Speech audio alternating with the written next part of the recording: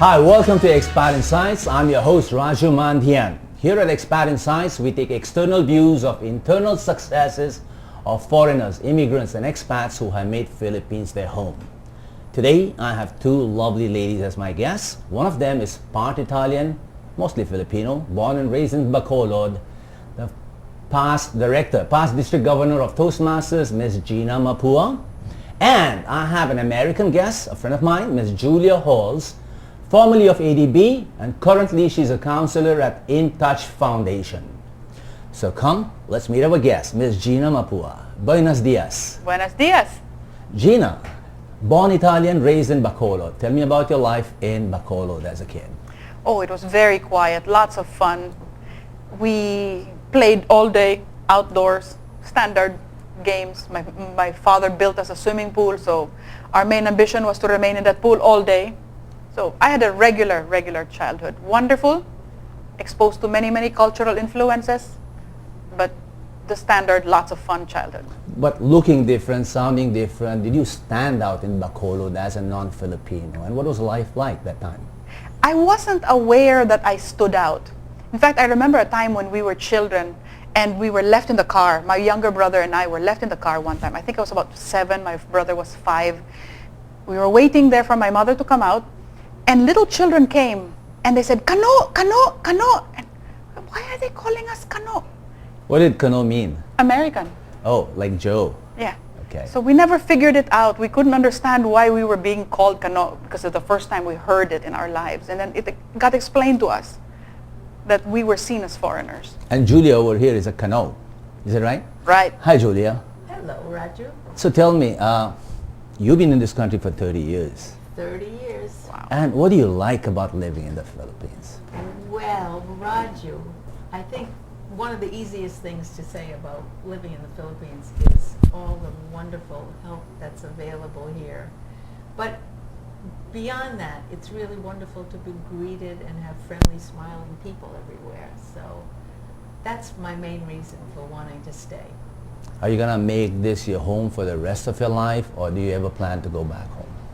It depends how long my life is, Raju. But I have no idea how long your life is going to be. As of now, the answer is yes. that yes, I'm planning on staying here. Although it is really far from my kids, that's the only downside. But yes, I always am happy to come back to the Philippines.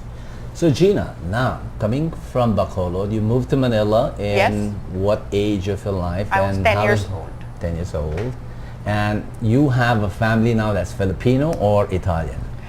Filipino, Italian, Chinese, Scottish, Very Spanish. cosmopolitan. Very mixed.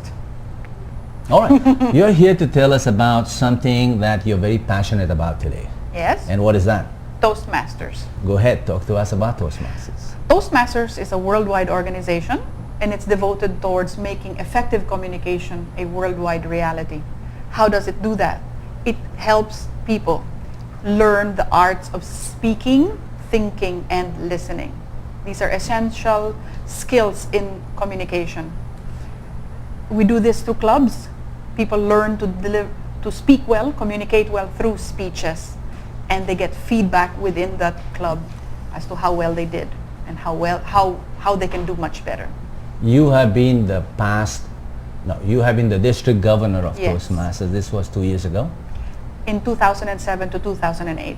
That's 2.5, 3 years ago.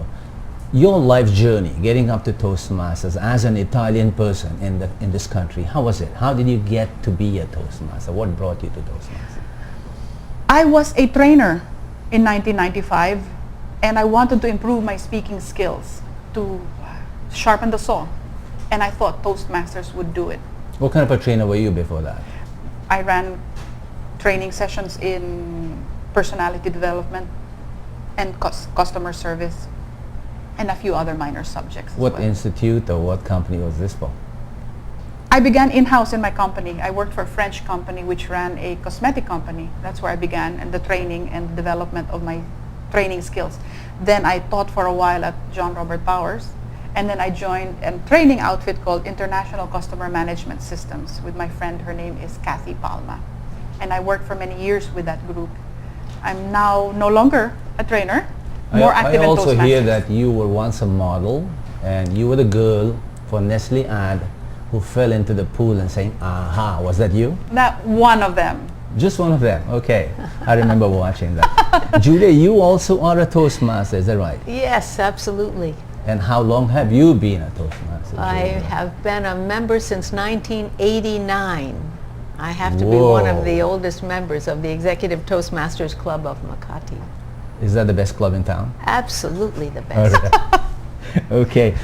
Also, I also see in your bio, Julia, that you were a scuba diver, a golfer, a tennis player, a kindergarten teacher, and you came to this country, I understand, to teach at the international school. But you work for ADB. How did you make that shift? Or why did you make that shift? Okay, when I came to this country, Yeah. which was in 1980, I was a what's known as a trailing spouse. Trailing spouse. You know that's that like expression, Raju? you hang on behind your husband, you hang on to his Yes, coattail. kind of like that. So Okay. it means that you follow your husband. All right. What that means is when you get to a new country, and I've lived in many countries in Europe for 12 years before coming to Asia. So whenever we came to a new country, it was usually he was the one who had the job. He being who? My husband, What's your name? Frank. Okay. Okay. And then it was up to me to just find whatever work was available. And since I was a certified teacher in grades kindergarten through grade 12, this was something that I always knew I could do. So when we came to the Philippines, I thought, okay, I know they have an international school here. While I'm getting the lay of the land, I will go there and I will teach, since all three of my kids would be in the school also. And usually there's some kind of a break you get when you put your own kids in the school that you're teaching in. Mm-hmm. But sadly, 3 times sadly. absolutely, Okay. what You I shifted found to- was that the pay of the teachers was at that time $3,000 US At the only international school. at the international school. And in addition to that, they did not give any benefits, no tuition breaks for children of teachers. Oh, And so this was so unusual that I said, well, this is not possible for me. So I'm going to look for other things to do. Then you made a move to ADB. Then I made a move to ADB because I had additional qualifications. I'm a CPA. Wow. I don't know if you know that, Raju. I know that. Of course I know that. It's right here. CPA and scuba diver. So what it is, Okay. my question is, how much value, how much difference does it make to the Filipino, not just to the Asian, but how much active part does ADB play in this country? You want to share Actually, something? the fact that the bank is located in Manila Right? is a huge benefit for the country. You have to realize that they employ more than, I think it's more than 2,500 staff now. So as an employer, it's significant in the country, and also all of the peripheral Benefits. yeah. that comes from locating the bank here. So that is on the one hand. On the other hand, Philippines is a borrower directly, a member of the bank and a borrower, also a recipient of loan money from the bank. Is there any project or anything that the ADB has accomplished here that any ordinary Filipino walking on the street can see? Now he's testing me. I'm just asking, I have not my seen. job was in accounting finance, so I actually worked on the internal finances of the bank. So I was not that familiar with the ongoing Any buildings or projects. bridges? Of course, the ADB building itself, which was constructed by the ADB, it was one of the first buildings in the Ortigas area. Okay. Going nice. back, that's how long you have been here. Yeah, that was in that was early 90s, I believe. That building ADB was built 1990. in Ortigas in 80s. Was it still the 80s? Yeah, it was still there. Possible, ADB, possible. HSBC, and San Miguel were the 3 main buildings in Yeah, Ortigas. and there was nothing else. You could look right through the Ortigas center from Just one 3 end to buildings, the yeah, other. yeah. wow. So that was pretty significant. Your early days in the Philippines, Yeah. what were they like? How was adjusting to the And you Filipino know, the culture? early days, my early days here, we still had Marcos Imelda and Ferdinand. Well, that was fun. It was lots of fun. You know, for all of the difficulties now about Yeah. the money that seems to be missing or whatever, the political situation and the hindsight of the Marcos regime. It's all lying at the At ADB. that time, it was very exciting to be living during that period because Imelda Marcos was a great patron of the arts. She Right. was responsible for the Cultural Center of the Philippines, Correct. and she herself would attend a lot of the events. And it was always exciting to be a foreigner There was a big going party there. going on here. Yeah, Okay. yeah, it was very exciting in those days. And you also became a Toastmaster, you said 1989? That's nearly 1989. 20 years. And Gina, how long have you been a Toastmaster? 1995. And you came in right after Julia. There Oh, were a not few really, members in yeah. between, definitely. So what kind of change has Toastmasters created in your personal lives? How has it made you different? For me, Yes, please. you know, they say this thing about women having to talk a lot, Okay. right? And we have a They really don't large say this. quota. Is that a fact or is that... No, it's not a fiction? fact. It's a Okay. joke, really. Okay. But women talk a whole lot more. All right. So they have to find an audience. Okay. Toastmasters is my audience. All right. So I don't have to talk my poor husband's ear off. Good, lucky him. Well, how has it changed you as a person, as a human being, besides having to talk to strangers and not talking to your husband? As a human being? It makes me a better person. Because within the meeting itself, it's not just people learning how to speak better, All right? but it is people sharing their ideas and their opinions. And we hear beautiful stories. We hear beautiful experiences and thoughts shared with the group. It restores my faith in humanity. It makes me a better person. From the little stories you hear. Yes. Okay. They also claim, it's also claimed, this is not fact or fiction, but more fact, that public speaking and leadership go hand in hand. There's a major relationship between public speaking. Yes, definitely. What is your opinion of that?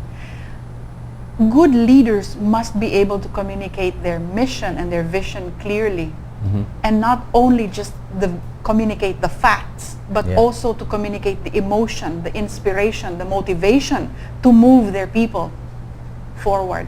So you not only need to be a good speaker, you need to be able to arouse, not just provide information, but also arouse the emotion and to mobilize your people to follow you, to work for you, to work with you.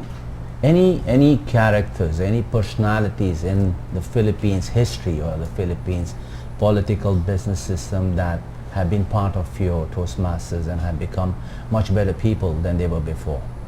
Anybody you can cite? Besides yourself, of course. And Raju. And Raj. besides Julia. One is my good friend Mike Chua. Michael Chua. Oh yeah, he had to be dragged screaming and kicking into Toastmasters. He was into computers, into technology, Right. Mhm. and he just wanted to work with machines. He didn't want to deal with people. But Toastmasters brought it out in him, and he became a great leader for the district. What is he doing currently? Still working with computers, Big businessman. big businessman. But wow, he can inspire and speak and motivate his people. Julia, is that also your take on leadership and public speaking, or you have another set of Raju, I opinions? knew you were going to come back to me on that. You knew that? You can read minds? Yeah. Actually, Gina summed it up very well, but I think there are other reasons beside leadership and public speaking that make Toastmasters really important for Name someone. a few. Well, the idea that in Toastmasters, the unique aspect of Toastmasters is that you learn how to give feedback.